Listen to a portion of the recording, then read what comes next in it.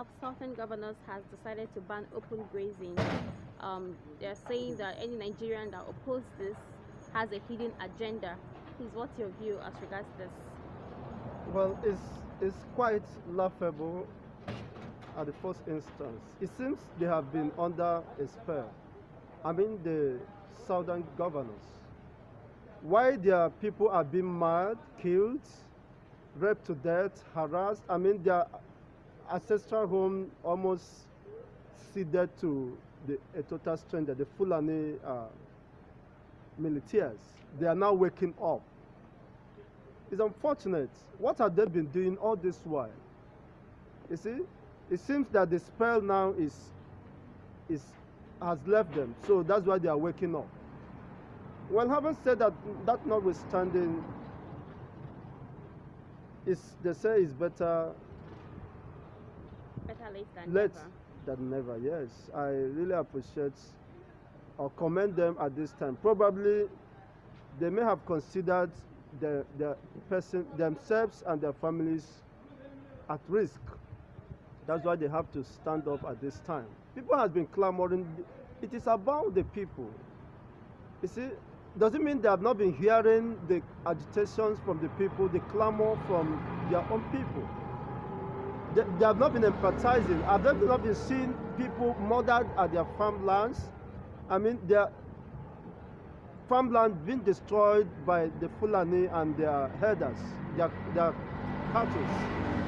It's quite unfortunate that the response from these governors is not encouraging, honestly. Almost when everything is almost at the verge of collapsing, they are waking up. When we have lost several lives in their thousands, tens of thousands, most of which we are not disclosed before the public or any media. When almost the North has already prepared, concluded their arrangement to exit the Nigerian state if things becomes worst.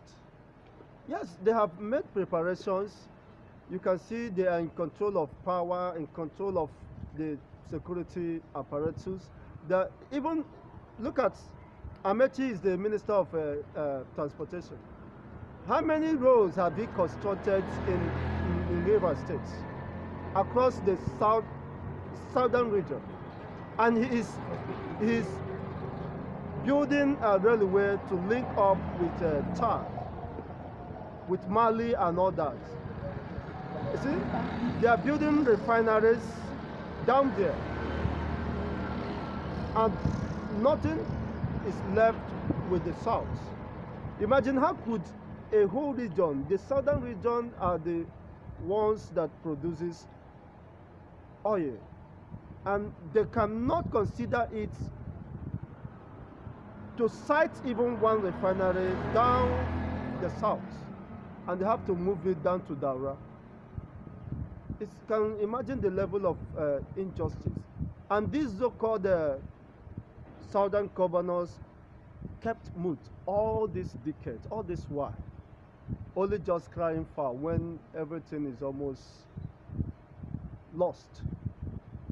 But all hope is not lost, because the people are living in that consciousness that they have to rise. They will not leave, of course, their destiny in the hands of these few elements who have no interest of their own people at heart.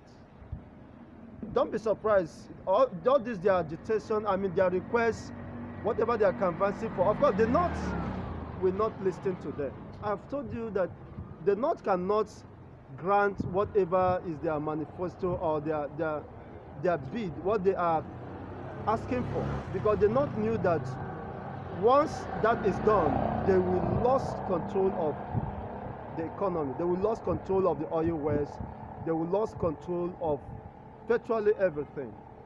So the North is going to give it the hardest push.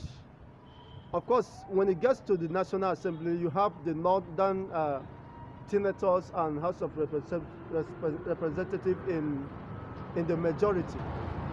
So they will not allow it to skirt through the National Assembly or the House of Representatives. There they will just bury it.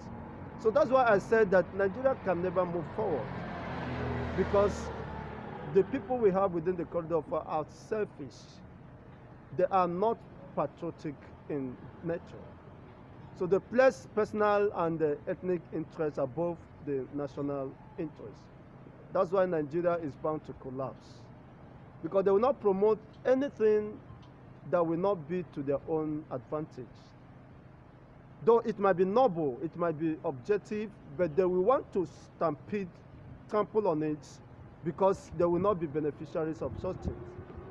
So that's why I said it might be dead on arrival. They are calling for confederation, they are calling for restructuring, which the North has always turned deaf ear to. I mean, the northern political oligarchies.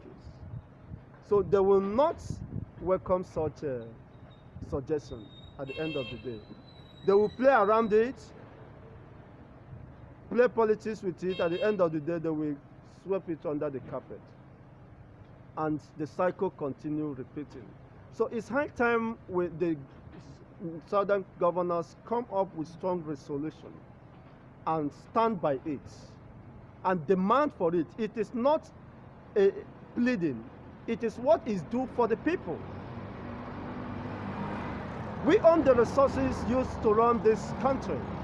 So we cannot be neglected and treated as second-class citizens. We own this country, we own the resources. It doesn't belong to the North. The entire southern regions produce over 90% of the resources of this country. And you are now using our money to build railways that link up with Chad. Why we don't have access road to my own village? We don't have access potable water, and you drill our oil, and you use the money to establish refinery in Daura, Katsina State. You can imagine the distance. So there is no other place you could site such refinery within the southern region. Is that what you're telling us? Look at Kaduna, look at the maritime industry was moved from, is it Bayelsa or so, down to the Kaduna State. Kaduna doesn't have any body of water, a good body of water. You see, all these injustices can no longer be acceptable. And the people are rising, of course, against such injustice.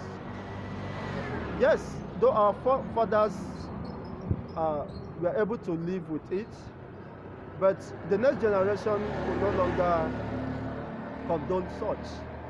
And that's why you see the Avengers here, you see the IPOBs, you see people agitating for Biafra, agitating for Duduwa, because we are no longer comfortable with the system.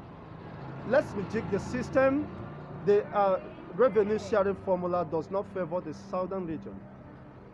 When it comes to revenue sharing, they say that they have the majority. The number of local governments in the northern states exceed that of the south.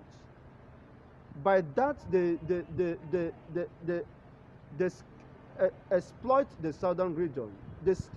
They manipulate us out of the scheme of things, scheme of events, in control of the resources, in control of the policy making body, the Senate and the House of Rep, and they're also in charge of the president.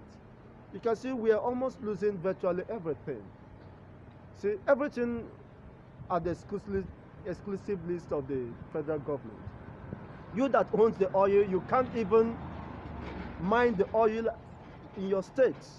You have to seek the consent of somebody sitting in Abuja, somebody coming from Daura, far Katsina State, to allow you, to give you consent to take what is in your backyard. And rather than using what is in your backyard to compensate you, they would rather take it to Lake Chad, to Chad, Mali, to link up railway. How many railway is functional in Nigeria? How many railway has been linked from Lagos to Enugu? None is existing. And here you have a country and government that rather alleviating the problem of the people, they are aggravating it. And this is what people said enough is enough. And when the people decide, I think that ends it. Unfortunately, we have been playing, being partisan and playing nonchalant attitude towards issues that borders on our existence, on our welfare. But now the people have risen. We are living in that consciousness. And that's why you see this unrest across the entire region.